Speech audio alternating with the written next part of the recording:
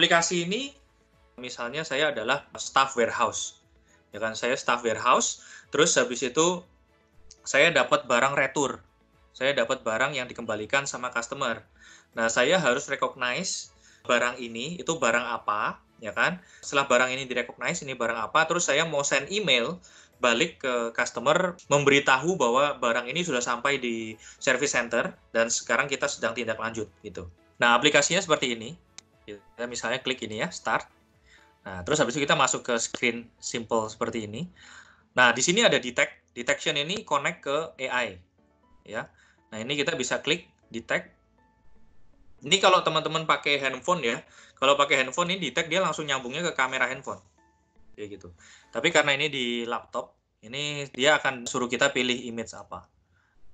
Nah, ini saya misalnya pilih ini. Nah, ini harusnya dia akan working, dia akan recognize bahwa ini Surface Phone gitu ya, Surface Headphone. Tapi saat ini not working, kenapa? Karena AI Builder barusan 2 minggu yang lalu itu memasuki fase GA, General Available. Waktu aplikasi ini saya buat, fitur AI ini masih preview gitu ya. Nah, sekarang ini 2 minggu yang lalu itu dirilis jadi General Available. Nah, service preview-nya yang kemarin saya pakai itu dimatiin. Kayak gitu. Nah, ini contohnya ya. Jadi nanti harusnya dia bisa kedetek langsung kelihatan di sini adalah Surface Phone gitu ya. Nanti akan keluar di sini Surface Phone. Nah, terus nanti akan kelihatan work order yang berhubungan dengan Surface Headphone itu yang mana kayak gitu. Nah, terus kita pilih misalnya yang ini. Nah, dia akan langsung keluar nih detailnya gitu kan. Nah, terus habis itu kita approve misalnya. Nah, terus habis itu kita klik centang di sini dia akan kirim email kayak gitu.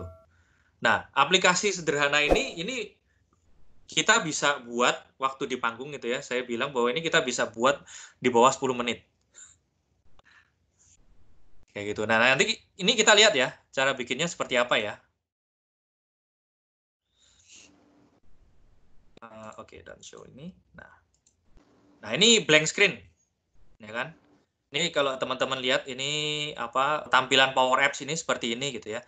Nah, di sini Explorer window-nya ada di sini. Jadi berapa screen-screen apa aja yang udah kita buat itu semuanya ada di sebelah kiri sini, ya kan?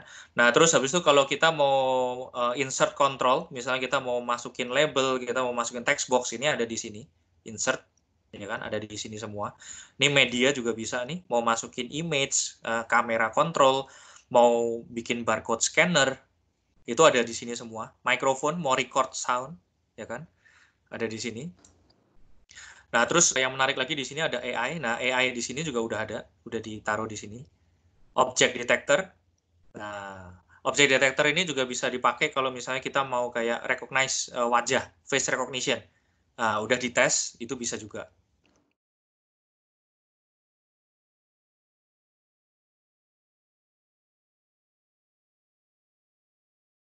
Beauty-nya adalah kita nggak perlu setup Azure Cognitive Service-nya, Mas. Dia udah otomatis di setupin. Kalau yang biasanya kan kita harus bikin custom code-nya tuh untuk cognitive service.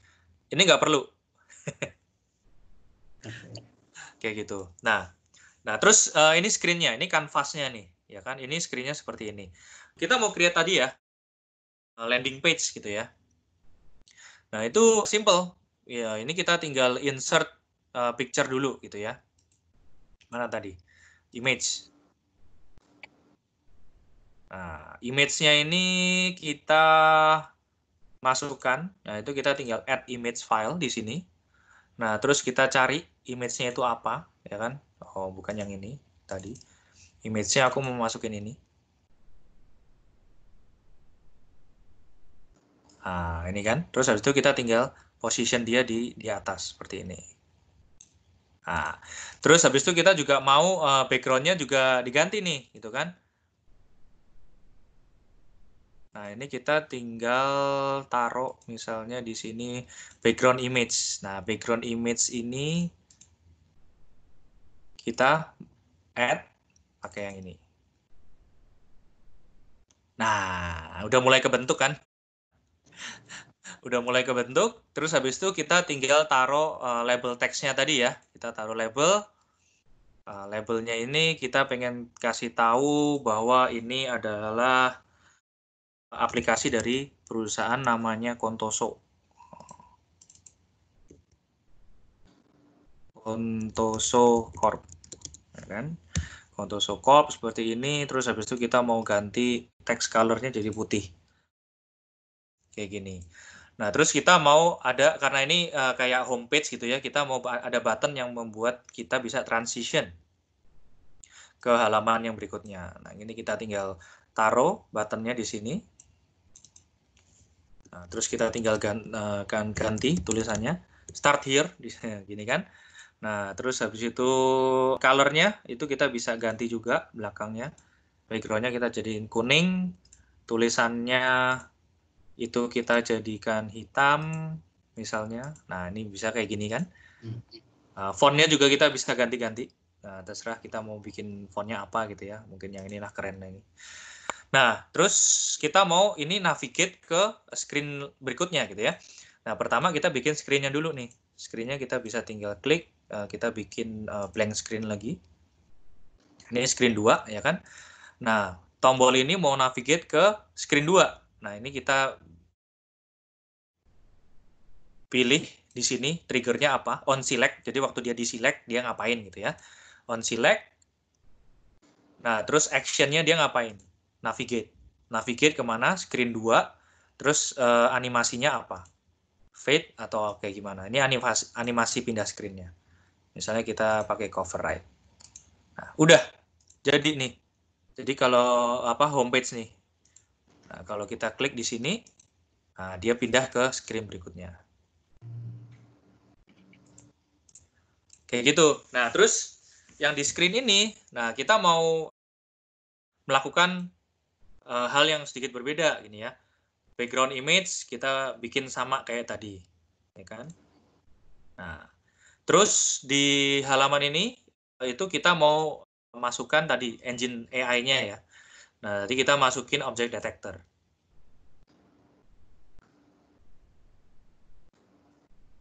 Nah, dia langsung panggil modulnya. Yes, this is premium component. Oke. Nah, terus habis itu kita tinggal gedein. Nah, terus kita tinggal pilih modelnya yang kita mau pakai untuk AI ini apa. Nah, ini langsung jadi seperti ini. Nah, terus habis itu kita juga mau nampilin data ya. Kalau kita capture itu datanya apa yang diambil gambarnya. Nah, untuk masukin data itu juga simple. Kita tinggal taruh di sini data grid, ya kan? Nah, ini vertical misalnya di sini. Nah, terus habis itu kita mau layoutnya kita nggak mau nih, kita nggak mau ada gambar misalnya di situ. Nah, layoutnya kita mau bikin seperti apa? Oh ini title, subtitle, and body aja kayak gini. Nah, dia berubah.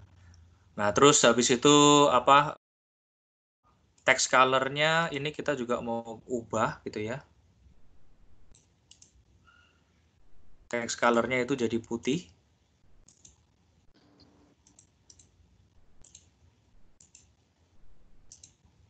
Ya, jadi putih. Nah, terus data source-nya itu apa? Nah, ini kita tinggal connect-in ke data. Nah, kita lihat data yang kita mau connect belum ada nih di sini. Berarti kita harus connect-in dulu. Nah, ini kita tinggal pergi ke kiri, data source. Nah, terus habis itu kita tinggal cari yang kita mau connect. Misalnya ini, device. Nah, device order. Nah, ini kalau udah in your app, ini berarti udah connected. Nah, ini kita tinggal pilih di sini. Data source-nya kita pakai device order. Nah, udah langsung masuk datanya. Tuh langsung keluar. Kayak gitu. Nah, Mas, terus saya habis itu potong sebentar, Mas. boleh. Ada pertanyaan dari Mas Pandu Aditya, dari Power App bisa langsung connect ke store prosedur SQL Server nggak, Mas? Dari Power App mau connect ke store prosedurnya SQL. Bisa. Ya, bisa. Jadi nanti kita tinggal cari di sini SQL. Nah, di sini ada SQL Server. kayak gitu. Nah, ini nanti harus di-define dulu, nanti SQL Servernya address-nya di mana, kayak gitu.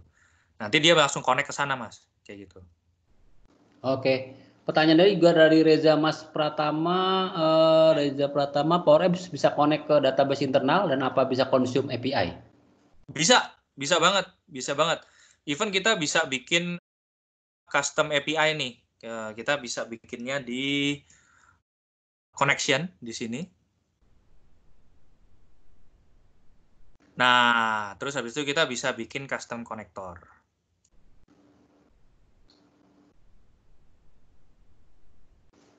Nah, custom connector ini kita bisa manggil nih, mau API yang dari mana. Nah, kayak gitu nih. Import open API file, kayak gitu. Kita bisa bikin from blank misalnya konektor 1, gitu kan, continue. Nah, terus habis itu nanti kita ngedefine-nya di sinilah, kayak gitu. Jadi bisa jawabannya. Ini hostnya. Nah, Oke, terus Mas lanjut. Lanjut ya.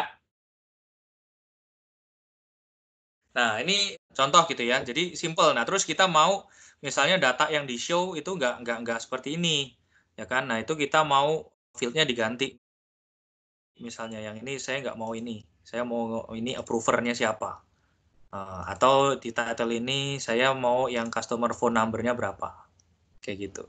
Nah, itu tinggal diganti-ganti ya. Kayak gitu. Nah, terus kita mau kalau dia klik ini, dia pindah ke next screen misalnya. Nah, ini bisa. Nah, saya tinggal create a new screen, gitu kan, form. Nah, terus habis itu di sini kita tinggal pilih di sini. Ini kita juga bisa kalau mau langsung nge-code gitu ya, nggak klik. Kalau tadi kan pakai klik ya, action terus navigate gitu ya. Nah, ini kita juga bisa kalau mau langsung nge-code, kita tinggal klik navigate. Nah, ini sudah langsung dikasih tahu gitu ya. Navigate ke screen mana, screen 3 misalnya. Terus habis itu transition-nya apa? Cover right misalnya. Nah, udah. Jadi nanti waktu diklik ini dia akan transition ke screen 3. Terus habis itu kita juga perlu button untuk balik ke screen yang pertama, home screen gitu ya. Nah, itu kita tinggal klik di sini, terus kita define ini back. Terus habis itu di back ini actionnya adalah navigate ke screen 1. Ya. Kita tes. Kalau klik ini, nah dia balik ke screen ini gitu kan. Tapi kalau kita klik yang back, dia harusnya balik ke depan ya. Seperti itu. Nah, terus kita mau timnya nih, timnya juga kita bisa ganti nih kan. Jadi kita mau nih warnanya nggak biru karena kan temanya orange sama kuning nih ya. Nah, ini kita juga bisa pilih di sini home. Nah, timnya kita bisa tinggal ganti-ganti mau kayak gimana. Ini kita klik, dia langsung berubah. Nah, ini tombolnya tadi biru, dia jadi kuning gitu ya. Nah, kayak gitu. Nah, ini contoh simple ya, bisa bikin aplikasi seperti ini. Pertanyaan lagi dari Mas Bambang, apps yang dibangun tuh bisa running di Android dan iOS nggak Mas? Bisa. Jadi modelnya tuh kayak gini, tadi siapa, Mas Bayu ya? Mas Bambang. Mas Bambang ya? Ya. Jadi caranya gini nih Mas Bambang. Jadi kita tinggal buka Android Play Store, ya kan? Terus habis itu di Play Store itu kita download namanya Power App. Terus nanti si Power App itu dia akan minta login. Nah, loginnya itu ke Active Directory, Mas. Nah, nanti kelihatan si aplikasi ini nanti kita publish, waktu di-publish itu kita publish ke yang boleh akses itu user yang mana di Active Directory. Nah, kayak Kayaknya gitu. pertanyaannya apakah yang dibangun ini Mas, apps yang dibangun apakah bisa dipublishnya ke Android dan iOS gitu? Maksudnya Maksudnya ke marketplace. hasil dari Power Apps-nya ini bisa dipublish ke platform-platform iOS atau Android tidak? Maksudnya ke marketplace gitu ya? Ya. Kalau langsung ke App Store dia modelnya nggak begitu. Modelnya gimana Mas? Nah, ini yang tadi saya coba jelaskan. Oke. Coba nih ya, saya coba lihat Power Apps Android screen.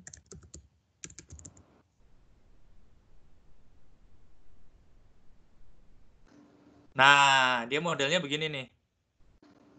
Jadi pertama itu kita download Power Apps application-nya di marketplace. Nah, terus habis itu setiap aplikasi yang kita bikin nanti jadi sub app kayak gini. Oh, oke. Nah, kayak gitu modelnya dia. Jadi dengan menggunakan kayak gini, itu security-nya terkontrol. Jadi kalau misalnya saya nggak punya akses ke aset tracker, ya saya nggak bisa lihat aset tracker di aplikasi Power Apps saya kayak gitu. Oke, ngerti. Ini pergunakan untuk penggunaan internal ya di dalam company ya. Jadi bukan kayak kita bikin aplikasi untuk 5 juta customer kita. Jadi dia bisa akses. Nah, ini memang bukan untuk ke sana kayak gitu. Ya, itu yang aku ingin tanyakan sih Mas sebenarnya. Apa yang bisa dan nggak bisa dilakukan Power Apps? Misalnya kan kita punya di Gambaran gitu kantor ya. ada developer banyak, apakah berarti mereka nggak dibutuhkan, jadi karena semua bisa pakai. Tapi Enggak. kalau tadi gambaran Mas berarti Power Apps ini lebih ke apa? Yang internal kali ya? Apa Betul. proses-proses bisnis internal ya? Betul. Ini untuk internal bisnis ya, kayak yang tadi skenario-skenario yang tadi saya kasih tahu itu sebenarnya skenario bisnis internal, bukan untuk kayak customer kita ada 5 juta atau 20 juta kita bikin app untuk mereka, bukan ke sana sih. Oke. Kayak gitu. Oke. Nah, tadi menarik juga tuh yang tadi Mas Wisnu angkat. Apakah nanti developer nggak dibutuhkan? Sebenarnya nggak banget nih. Aku kasih lihat gitu ya. Seperti apa sih bentuknya gitu ya. Nah, ini salah satu contoh yang dilakukan di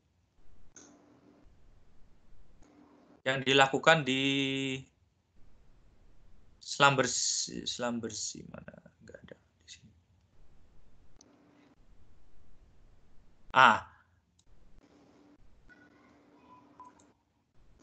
Nah, ini nanti role di dalam developer itu akan berubah nih, akan jadi seperti ini di Power Apps gitu ya. Kita untuk develop aplikasi ya. Bentar, aku lebih ke high levelnya lagi. Dulu. Nah, kita punya tuh satu project management tuh kayak gini nih, Mas. Jadi kita punya end user. Ya kan? Ini end user ini yang benar-benar nanti akan pakai aplikasinya. Nah, terus kita juga punya power user. Power user ini yang benar-benar kayak dia yang bikin aplikasinya. Ya kan? Nah, pro developer sama IT department ini lebih jadi kayak konsultan. Nah, Mas. Nah, mereka ini bekerja sama gitu. Mereka berkesinambungan, mereka bekerja sama sampai terbuatlah aplikasi yang dibutuhin benar-benar sama end user. Karena si power user ini dia yang tahu nih kebutuhan end user karena dia sehari-hari memang berjibakunya di lapangan. Kayak gitu. Nah, terus harus di oversee oleh upper management karena nanti kayak manager gitu ya, dia yang bisa menarasikan impact dari aplikasi ini ke BOD, ke C-level. Nah, nanti C-level akan memberikan feedback, ya kan? Nah, nanti dia akan merefine aplikasinya lagi. Nah, ini secara garis besar ya. Tapi di dalam sini, di dalam developer sama IT department ini akan berubah jadi lebih cakep nih. Nih, coba lihat nih ya. Nih. Nah, kita example nih ya, kita akan jadi punya 4 role ini nih. Shared component developer, ada custom component, architect sama backend. Nah, nanti kayak gimana sih? Nah, nanti modelnya seperti ini. Dalam satu master application gitu ya, satu application develop yang sama yang di-develop sama si citizen developer itu ya, yang business user, itu mereka pasti akan butuh komponen. Misalnya yang tadi saya buat nih. Mana tadi? Nah, ini misalnya home screen. Nah, biasanya di sini kan login screen nih Mas, ya kan? Login gitu. Nah, ini login screen ini itu kita bisa package menjadi satu komponen. Kayak gitu. Nah, nanti si business user, nah itu dia tinggal add komponen. Ada di sini nih. Something in here gitu ya. Nah, add komponen itu udah langsung bentuknya login screen, Mas. Kayak gitu. Nah, yang bikin komponen itu adalah developer. Oke, jadi tinggal nyeplokin aja lah ya end user ya. bener banget kayak gitu. Nah, terus kalau misalnya shared komponen yang dibuat sama si Stacy ini, si shared component developer ini, itu belum ada yang dibutuhkan oleh business user. Nah, nanti datanglah si Megan. Nah, Megan ini dia yang custom komponen. Jadi yang benar-benar custom ke aplikasi yang dibutuhin sama si user itu. Nah, dia tinggal bikin custom komponennya. Kayak gitu. Nah, terus kita juga punya role lain namanya back-end developer. Nah, back-end developer ini yang manage database platformnya. Yang tadi itu API konektornya disiapin, ya kan? Terus habis itu entity-nya apa aja, table-nya apa aja, kolomnya apa aja. Terus kalau dia mau bikin Power Automate untuk flow, workflow, nah ini si back-end developer yang nyiapin. Nah, terus si arsitek ini yang nanti akan ngobrol bareng sama bisnis usernya yang bikin aplikasinya, yang nge-guide, oh ini loh aplikasinya nanti bikinnya kayak gini, kayak gitu. Oke. Jadi role-nya agak berubah nih. Jadi IT itu lebih kayak enabler sekarang, bener-bener gimana ya? Dia mensupport bisnis itu lebih dalam. Nyediain jalan lah ya. Iya. Istilahnya tuh sekarang kalau nggak ada IT, nggak jalan perusahaannya, Mas. Iya. Mas ada pertanyaan mau kita tampung dulu nih, Mas Pandu Aditya. End user running app-nya harus di mobile kah atau bisa di browser? Bisa di browser, bisa di tablet, bisa di phone. Kita barusan launch juga yang portal, Mas. Jadi kita juga bisa bikin web app pakai Power App, kayak gitu. Oke. Nah, Power Apps ini pertanyaan aku selanjutnya, apakah memang lingkungannya, environment-nya itu memang udah ekosistem Microsoft atau memang bisa berbeda-beda, maksudnya Oh enggak, bisa beda-beda. database-nya? Oh, macam-macam. Bentar. Nah, ini saya balik lagi ke sini tadi ya. Ini kalau kita lihat database connectors-nya, all connector. Nah, ini macam-macam tuh. Bisa ke Akumatica, bisa ke Adobe, Mas. Ini banyak, ada Oracle juga, SAP juga bisa connect. Oke. Berarti nggak harus masuk ke nggak harus semua pakai ekosistemnya Microsoft ya? Nggak, kita bisa open. Even yang tadi API yang tadi kita create itu kalau kita mau bikin custom API pakai Postman itu juga bisa. Oke. Gitu. Oke. Jadi nggak tertutup lagi lah kita, Mas. Sekarang udah lain, Mas, zamannya. Udah itu ya sekarang open semua lah ya. Kalau nggak bisa lah ya jalan sendiri lah ya, harus rajin-rajin kerjasama sama orang. Ya, ini ada Facebook API juga kita buka di sini. Ini ada blockchain nih, Ethereum blockchain juga bisa connect. Macam-macam lah. Oke. Mas, kalau best practice selama ini berarti memang saya ngerasain bahwa ketika nyebut end user semua bisa pakai, tapi kan kayaknya nggak semua end user bisa pakai. Sebenarnya best practice-nya apa tuh, Mas? Misalnya kalau HR pengen ngebuat aplikasi untuk karyawan bisa absensi di rumah masing-masing, sehingga aplikasi itu bisa nangkep lokasi, bisa nangkep segala macam itu kan yang buat HR kira-kira, Mas. Tapi kan nggak semua orang HR bisa. Nah, sebenarnya selama ini best practice-nya itu seperti apa, Mas? Best practice-nya itu sebenarnya kita punya champion, Mas, di masing-masing divisi. Kayak gitu. Misalnya di HR ya, misalnya di HR.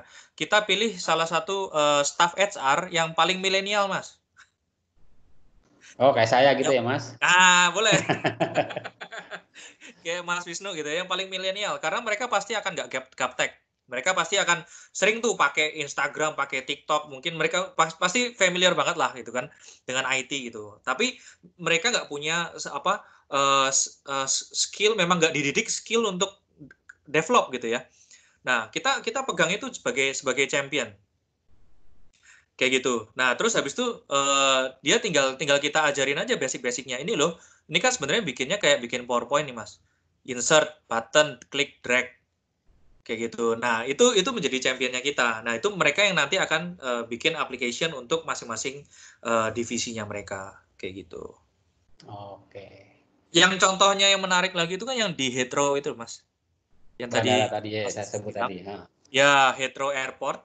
Nah, bayangin championnya Power Apps di Heathrow Airport, ya kan? Itu event bukan dari IT, Mas. Championnya itu dia security.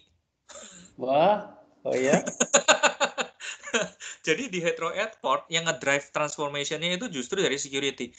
Ini loh yang jagain mesin X-ray. Oke. Jadi di Heathrow Airport itu yang jagain mesin X-ray, salah satu dari mereka itu merasa prosesnya ini sangat-sangat lambat. Jadi kalau misalnya dia menemukan bagasi yang nggak semestinya gitu ya, yang size-nya aneh, itu mereka harus isi form semuanya itu pakai kertas. Terus formnya itu dibawa kemana, minta approval dan sebagainya. Nah dia merasa ini tuh nggak benar, maksudnya harus bisa di-enhance. Nah terus dia belajar sendiri, dia buka-buka Power App, dia buka documentation-nya, dia buka best practice-nya orang-orang, terus dia bikin tuh aplikasi Simplify untuk kayak reporting bahwa ada bagasi yang size-nya nggak benar. Nah, ternyata dia approve sama manajemen. Oh iya, nih bisa saving cost banyak sekali. Jalan aplikasinya. Terus dia disuruh bikin aplikasi kedua, ketiga, keempat. Oh. Sekarang Oke. mereka punya sekitar 30-an aplikasi on top of Power App yang running. Nah, orang ini itu jadi kayak manajernya tanda kutip. Dia malah jadi gabung ke IT division. Wah, karirnya sangat sangat melompat tuh ya Mas ya. Sangat lompat. Bayangin dari security. Oke Mas, ada pertanyaan lagi dari Mas Charles Rusli. Menurut pengalaman Bapak, berapa lama waktu yang dibutuhkan oleh user untuk develop menggunakan Power App ini? Nah, ya berapa lama nih Mas biasanya Mas? Apa apa ada rata-ratanya gitu pernah ngitung? Jadi kita punya nih yang tadi aku share ini ya. Yang aku share karena kita ngelihat dari pengalaman lah ya. Ini metodologi ini itu di-share sama kita punyanya CAT ya, Customer Advisory Team. Customer Advisory Team ini adalah internal tim Microsoft dari engineering, langsung dari orang yang bikin orang-orang yang bikin Power App ini, itu langsung turun ke customer, Mas. Ya kan? Nah, dia udah kayak deploy kayak misalnya di perusahaan-perusahaan gede. Tadi salah satu contohnya tadi ya, Pepsi, terus dia deploy juga ke Chevron, dia deploy ke Slumberjee, macam-macam gitu ya. Nah, mereka membuat kesimpulan berdasarkan pengalaman mereka ini, itu biasanya itu ini satu cycle itu biasanya 1 minggu. Jadi ini berdasarkan pengalaman yang mereka dapatkan. Jadi rata-rata hitungannya weeks, nggak sampai bulanan. Oke. Wah, berarti banyak banget tuh aplikasinya ya. Iya. Kayak gitu. Nah, nanti jangan khawatir nih, misalnya kalau udah banyak ya aplikasinya gitu ya. Nanti kita akan worry tentang IT governance-nya kayak gimana gitu kan. Kalau misalnya aplikasinya cuma 1 atau 2 masih bisa nih dimonitor. Tapi kalau aplikasinya udah 10 aja, ya kan? Nanti performance-nya turun dan sebagainya. Nah, itu jangan khawatir, kita udah nyediain tools IT governance juga di dalam Power Apps. Jadi kalau kita misalnya dari tim arsitek atau timnya IT pengen tahu performance dari masing-masing aplikasi, nah itu udah ada dashboard monitoring tools-nya. Nanti dia bisa tahu aplikasi mana sih yang nggak performing well. Terus di dalam aplikasi itu, function mana yang bikin aplikasi ini lambat.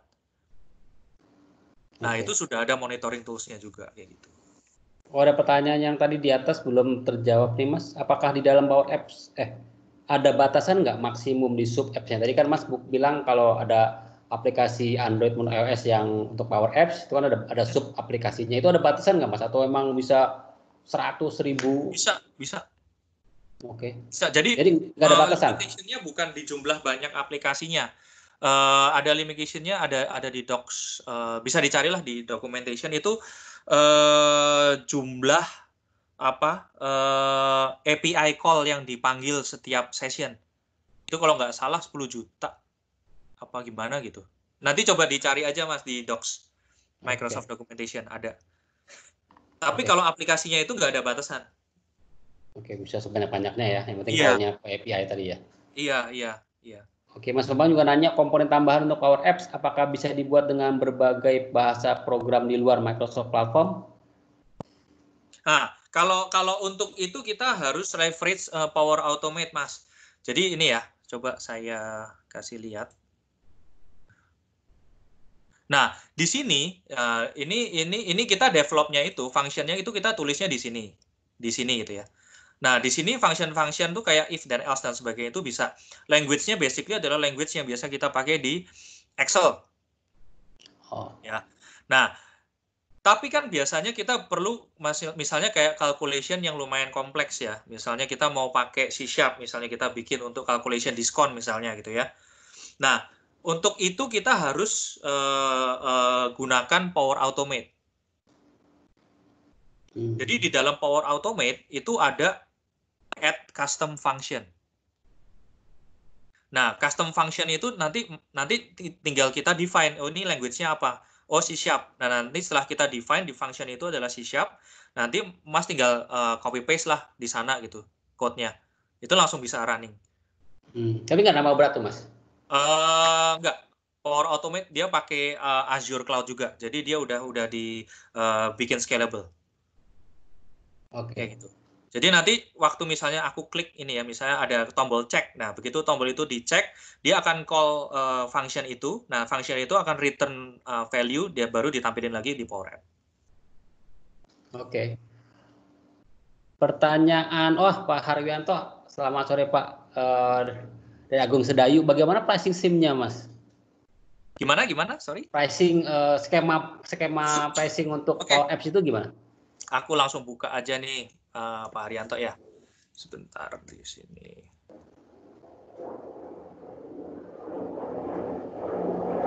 Per app pricing. Jadi kita transparan aja. Nah, ini nih Pak Haryanto pricingnya. Jadi kita punya yang paketnya yang $10 sama yang $40 per user per month ya. Ya kalau yang $10 itu terbatas hanya 2 aplikasi per user. Jadi misalnya saya user A ini punya akses ke 2 aplikasi. Nah, itu user A ini dia bayarnya cuma $10 kayak gitu. Tapi kalau sudah lebih dari 2 aplikasi, nah itu mulai beralih ke yang $40. Kalau yang $40 ini tidak dibatasi per user itu berapa aplikasi. Oke, mungkin Pak Haryanto mau unmute aja Pak, nanya langsung tentang itunya. Oh iya, yang saya mau tanya di sini kan ada tulisan ya, saya udah baca juga tadi sebelumnya bahwa ini $40 itu per user per month. Itu user itu developer, pembuatnya, atau the real pengguna aplikasi ini? The real penggunanya, Pak. Oh, the real penggunanya ya, pengguna aplikasinya ya. Oh, iya, betul. Makanya biasanya kita nyaraninnya adalah start small dulu. Jadi kita pakai yang $10 dulu gitu kan. Begitu aplikasinya itu udah mulai banyak, nah kita upgrade nih Pak ke sini kayak gitu.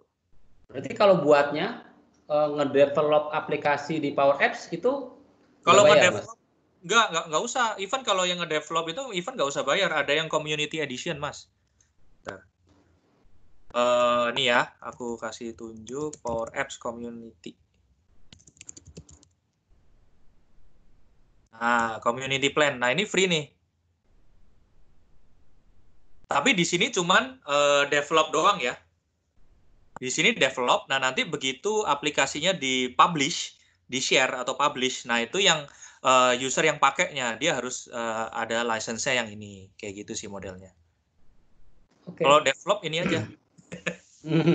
Mas Hari juga nanya ini cara mendapatkan Power Apps ini. Berarti mana ini browser base kan ya Mas ya? Pertanyaan Mas Ari, ada cara mendapatkan Power Apps ini? Gampang Mas, tinggal masuk ke sini, cari aja Power Apps Community Get Started Free. Nah, nanti dia akan minta email address-nya kantor. Nah, nanti dia akan kasih ke sana. Kayak gitu. Oke. Kemarin saya udah nyoba-nyoba sih Mas, kayaknya ada juga yang trial juga ya kalau nggak salah. Iya, trial juga bisa. Kalau udah pernah bikin Microsoft 365 trial yang E5 gitu ya misalnya. Nah, itu sudah include Power Apps. Nanti tinggal buka, ini kan tampilannya biasa kayak gini kan. Nah, nanti di sini itu ada pilihan Power App. Kayak gitu. Nah, ini tinggal diklik aja. Nanti akan dilempar ke apa? Landing page-nya Power Apps. Nih create, nih kan create. Nih di sini. Oke. Nah, ini semua ada nih kalau yang di trial ya. Ada Power Automate, ada Power BI ada juga di sini. Bisa dicoba kayak gitu. Oke. Ada pertanyaan lagi dari rekan-rekan semua? Oke, pertanyaan dari saya sih Mas, yang saya juga tanyakan kemarin ke Mas Huda sini. Jadi saya ingin aja audiens punya gambaran jelas sih, karena kan low-code platform bukan cuma Power Apps gitu kan, Ya. ada OutSystem dan beberapa yang lain gitu. Ya. Nah, Power Apps itu apa kelebihannya gitu Mas? Bisa dijelaskan nggak Boleh. dibanding Outperform atau yang lain lah, yang lain? Iya, boleh. Jadi memang OutSystem, Salesforce ini kolegnya kita gitu ya. Maksudnya bukan jadi kita memang nggak nganggap mereka enemy juga gitu ya. Karena kayak ke Salesforce even kita bisa connect. Tapi ini tadi yang report yang Gartner gitu ya. Ini memang seperti ini bentuknya. Yang Forrester juga seperti ini. Ya, ini Microsoft ada di sini kayak gitu. Nah,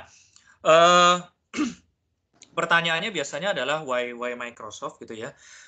Why Microsoft itu adalah ini sih aku yang paling jelas. Nah ini, it is a platform for all makers. Jadi nggak terbatas hanya di IT aja, kayak gitu. Jadi ini benar-benar kayak membuat jembatan atau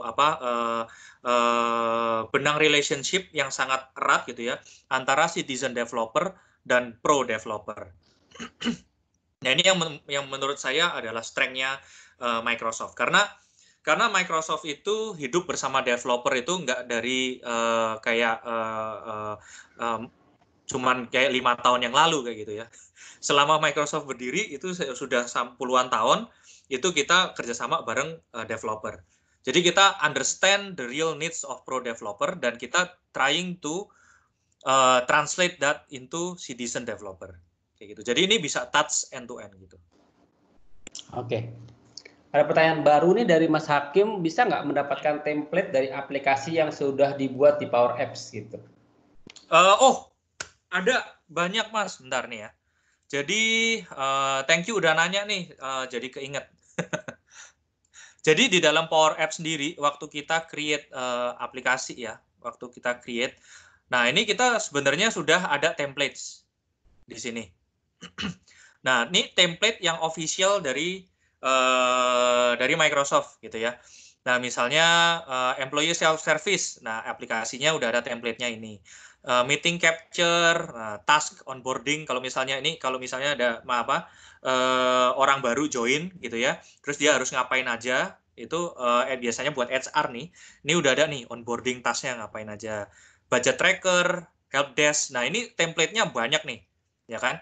Nah, ini yang official nih ya dari Microsoft. Nah, yang unofficial ya kan itu ada juga. Itu kita sebutnya pcf.gallery.com. PCF di blok sekarang. Bukan ini ya kayaknya ya. Bentar. First Media mah ngeblok aja ya. Iya, gue agak pusing. Ini dulu nggak masalah. Nah, nah ini adalah komponen-komponen yang sudah dibuat oleh community. Okay. Nah, jadi ini open source nih Mas. Ini boleh di-download terus habis itu kita pakai komponennya di Power App-nya kita. Jadi ini semacam kayak template yang udah dibikin sama orang lain, ya kan? Terus habis itu lain itu merasa oh ini berguna banget nih. Aku share gitu kan sama community. Ini ada di sini. Dan ini banyak banget. Ini hundreds. Ini kalau kita lihat dan ini macam-macam. Even kayak font yang nggak ada gitu ya, mereka bikin font sendiri, terus bisa kita pakai kayak gitu. Nah, ini misalnya dia bikin QR code generator, terus habis itu map tampilan map tapi yang cluster. Nah, ini kayak gini. Kategori shuffler. Ini macam-macam. Jadi kita tinggal download kemudian kita import ke itu kita. Yes. Apa Yes. gitu. Oh, oke. Yes, downloadnya ini nanti bentuknya zip file. Terus nanti zip filenya itu kita bisa import as a komponen di Power Apps kayak gitu. Nih ada 3D viewer, rich stack editor. Macam-macam nih. Image control ini untuk sign, untuk tanda tangan. Animated progress control. Nah, ini macam-macam lah. Ini bisa. Ini dari community nih. Jadi ya jawabannya ada template-nya.